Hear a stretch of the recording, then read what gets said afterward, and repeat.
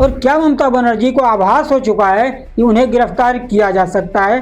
ठीक उसी तरह से जिस तरह से केजरीवाल और मनीष सिसोदिया को दिल्ली विधानसभा चुनाव से पहले गिरफ्तार कर लिया गया। दोस्तों, बड़ी बात यह है कि आखिर किस पेन ड्राइव की बात ममता बनर्जी कह रही हैं और जिसका नाम लेकर के उन्होंने सीधे गृह मंत्री अमित शाह को चैलेंज कर दिया है। क्या ममता बनर्जी अपनी गिरफ्तारी के डर से तो नहीं ऐसा कुछ कह रही हैं?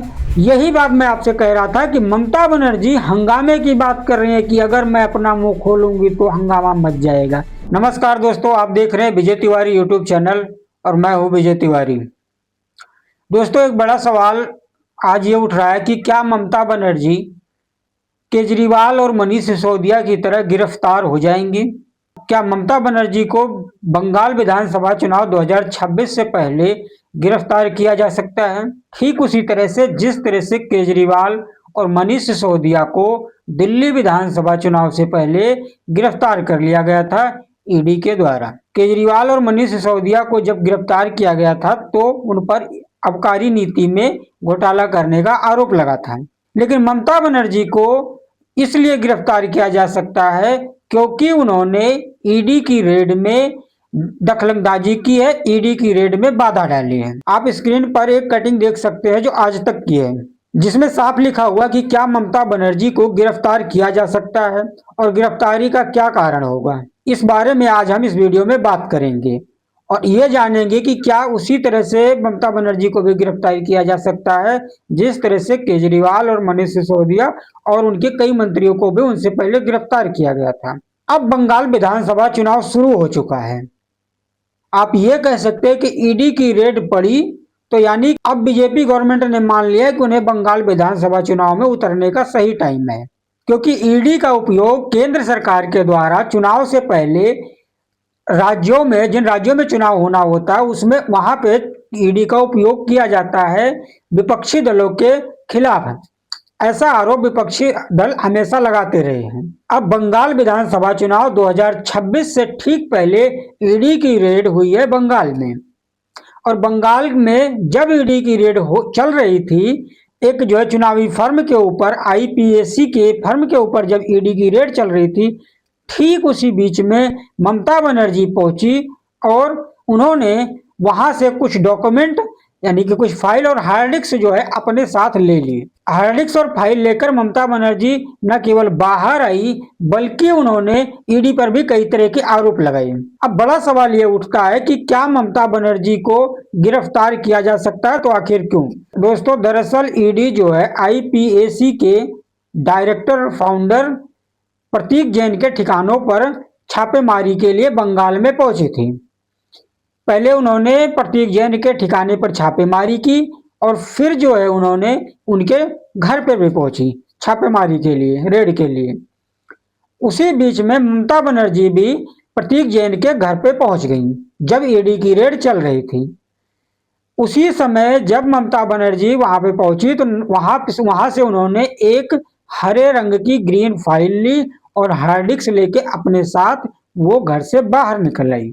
आपको मैं ये पिक्चर जो दिखा रहा हूं, आपने ये सोशल मीडिया पर चलते हुए देखा भी होगा कि ममता बनर्जी के हाथ में जो फाइल है ये वही फाइल है। ममता बनर्जी ने क्या कुछ कहा हम बताएंगे भी आपको।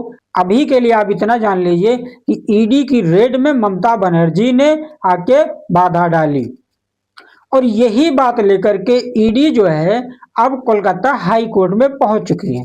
अब बड़ा सवाल यह है कि क्या ममता बनर्जी को इस वजह से गिरफ्तार किया जा सकता है कि उन्होंने ईडी की रेड में बाधा डाला है? तो इसका जवाब है हाँ।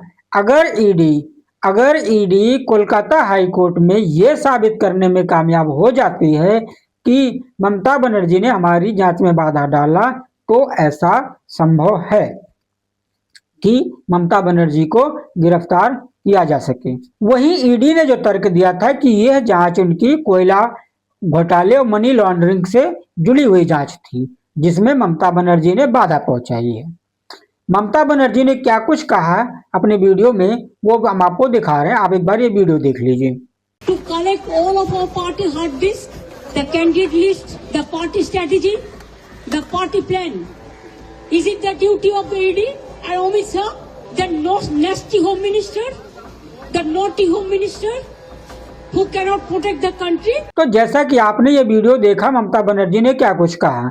अब एक और बात जो आपको मैं बता रहा हूं, ममता बनर्जी ने गृह मंत्री अमित शाह को एक प्रकार से चेतावनी दी है कि उनके पास एक पेन ड्राइव है जिसमें उनके कई सारे राज हैं, जिसका अगर उन्होंने खुलासा कर दिया तो कोहराम मच जाएगा, हड़कंप मच जाएगा, ये कहा ममता बनर्जी ने। दोस्तों बड़ी बात यह है कि आखिर किस पेन ड्राइव की बात ममता बनर्जी कह रही हैं और जिसका नाम लेकर के उन्होंने सीधे गृह मंत्री अमित शाह को चैलेंज कर दिया है।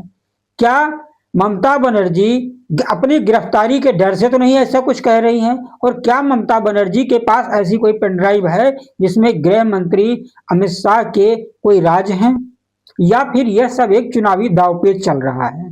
ये जानना न केवल बहुत जरूरी है बल्कि इस राज से पर्दा उठना चाहिए कि आखिर किस तरह की पेन ड्राइव की बात ममता बनर्जी कह रही थी। तो दोस्तों मैं आपको ये बताता हूं कि ममता बनर्जी ने पेन ड्राइव को लेकर के और किस लक्ष्मण रेखा की बात की, क्या क्या कहा ममता बनर्जी ने, आपको मैं बता रहा हूं।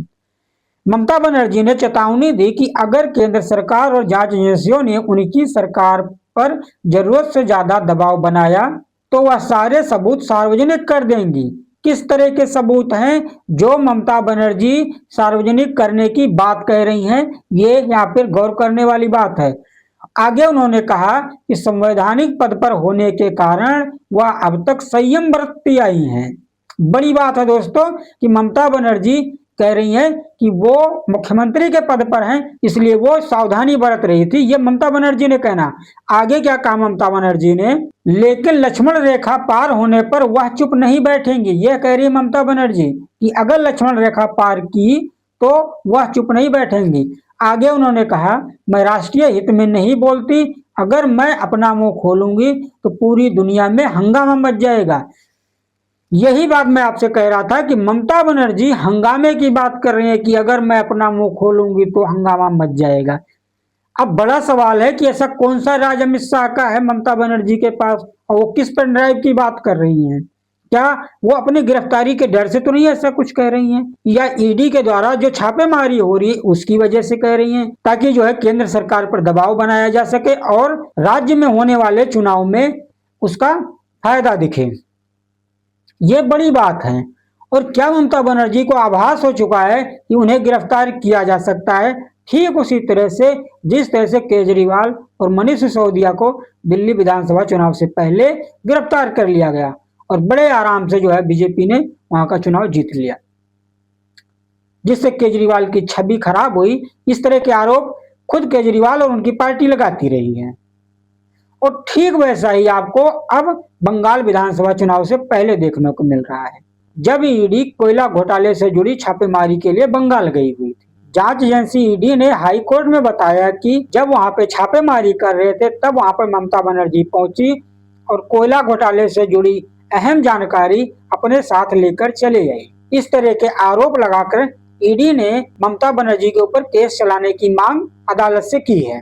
वहीं ममता बनर्जी ने ईडी पर अपनी पार्टी के चुनावी डेटा चोरी करने का आरोप लगाया है। ईडी ने अदालत में बताया कि मुख्यमंत्री ने छापेमारी के दौरान डिजिटल डिवाइस और अहम सबूत जो है कोयला घोटाले से जुड़े थे अपने कब्जे में जबरन ले लिया। अब ममता बनर्जी के अपने तर्क हैं और ईडी के अपने तर्क हैं। दोनों में आपको मैं ये बता दूं कि अगर ममता बनर्जी यह साबित कर ले जाती हैं कि ईडी की रेड जो है व्यक्तिगत फायदे के लिए की गई थी, तो फिर तो ममता बनर्जी इसमें बच सकती हैं। अगर ईडी ने यह साबित कर दिया कि मुख्यमंत्री ममता बनर्जी ईडी के रेड में बाधा डाली थी और वहां से कुछ फाइलें अपने साथ लेकर गई, जैसा कि उन्होंने अदालत में बताया है, तो फिर ममता बनर्जी के ऊपर कार्रवाई भी हो सकती है और उनकी गिरफ्तारी भी हो सकती है। अब बड़ी बात आपको ये बता दे कि ये सब बंगाल विधानसभा चुनाव से पहले ही क्यों हो रहा है, और ये एक बड़ा सवाल उठता आया है जो विपक्ष के द्वारा आरोप लगातार लगाया जाता रहा। तो दोस्तों हमने आज आपको बताया कि किस तरह से ईडी वर्सेज ममता बनर्जी, केंद्र सरकार और बंगाल विधानसभा चुनाव से पहले ये सब चल रहा है।